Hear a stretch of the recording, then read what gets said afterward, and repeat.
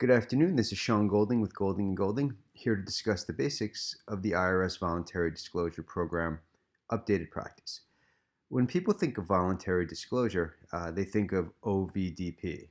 OVDP was the Offshore Voluntary Disclosure Program. Now, the traditional voluntary disclosure program has been on the books for many years. The Offshore Voluntary Disclosure Program, or OVDP, was introduced in 2009.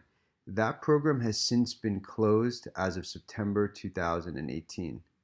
But in 2019, the IRS significantly expanded how the traditional voluntary disclosure procedures worked and expanded information regarding the offshore reporting aspect of it. So to recap, OVDP was an offshoot of the traditional voluntary disclosure program. The OVDP program was closed, and now if someone wants to disclose either domestic or offshore income, assets, accounts, investments, etc., it's done through the traditional voluntary disclosure program. It's always an oddity to say the OVDP program because technically the P in OVDP means program. Updated practice procedures. In 2019, the IRS issued a memo. That memo detailed how the penalty was going to be computed and issued with respect to offshore-related activities. Again, it also includes domestic, but we're going to focus on offshore. The first thing is the FBAR penalty.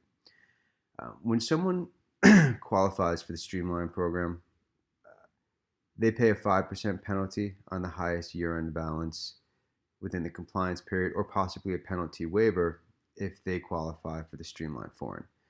Under the updated practice procedures for the IRS Voluntary Disclosure Program, they just go by the Internal Revenue Manual. Willful penalties 4.25, 4.26. Now, the way that the Internal Revenue Manual writes the procedures is like this.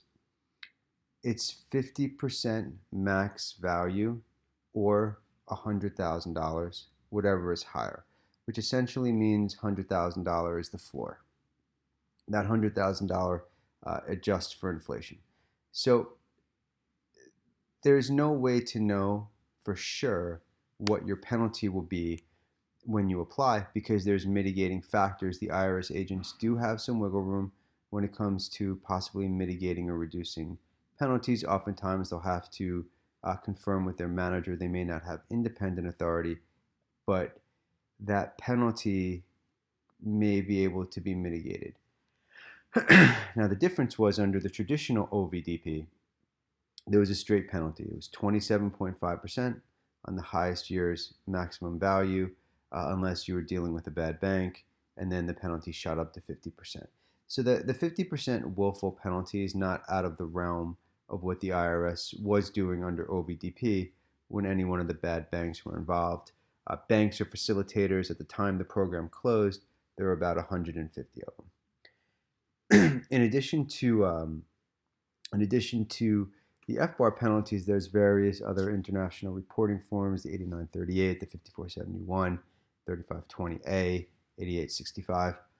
Interesting, in a memo the IRS released, they're not going to automatically penalize applicants on that penalty.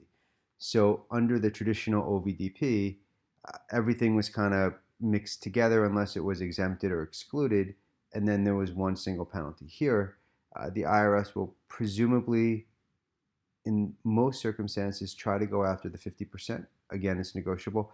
But as to the other issues and informational returns, there may be some wiggle room. So for the applicant that may have a low amount of unreported income and the majority of their significant assets were not FBAR reportable, just information returns, they may be able to actually get by with a reduced penalty versus what they would have paid under OVDP. Now, when it comes to the income, the new voluntary disclosure program does it a little different. Under the OVDP, it was 20% penalty on the unreported tax liability per year, and with OVDP it was an 8-year compliance period. Under the traditional voluntary disclosure program, it's a 6-year compliance period, and it's 1 year's maximum value is multiplied by 75%, representing a fraud penalty. As we mentioned with the FBAR, when it comes to the fraud penalty, that may also be negotiated depending on the agent, the facts and circumstances, things like that. One other important aspect of the new program is the preclearance letter. Under the traditional OVDP, a preclearance letter was not required. Most people submitted one. There were some reasons, strategy purposes, why someone may not submit a preclearance letter, but most of the time they did. But it was more of a homemade letter. The IRS would essentially tell you what should be in there, and each firm would have their own letter. Most of them were probably similar, but still there was no particular form. Fast forward to the updated practice traditional voluntary disclosure program, and what they did is they morphed a prior form 14457 that was used for different purposes, similar but different.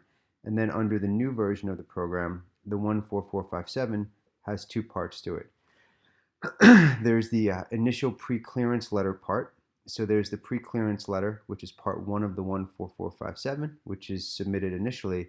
If the taxpayer is granted entrance into the program, they're accepted, then they will submit part 2 of the 14457, which is more detailed than part 1.